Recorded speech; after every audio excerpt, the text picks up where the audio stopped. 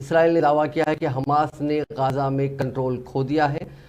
اسرائیل کے وزیر دفاع یوف گیلنٹ نے کہا کہ حماس ساؤتھ غازہ کی جانب حماس کے کارکن بھاگ رہے ہیں۔ اس بیچ غازہ کے زیادہ تر اسپتال اور کلینک میں حالات بدتر ہوتے جا رہے ہیں۔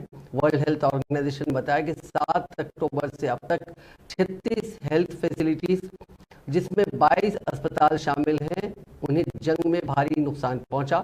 بڑے اسپتال الشفا، الناصر ہاسپٹل، رنتیسی ہاسپٹل، القدس ہاسپٹل، الاہلی ہاسپٹل میں پاور سپلائی نہیں ہونے سے مریضوں کے علاج میں دقتیں ہو رہی ہیں۔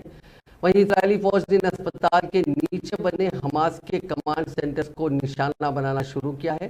فوج کا دعویٰ ہے کہ حماس نے بچوں کے رنتیسی اسپتال کے نیچے اپنا کمانڈ سینٹر میں ہی اسرائیلی یرغمالیوں کو قید رکھا تھا۔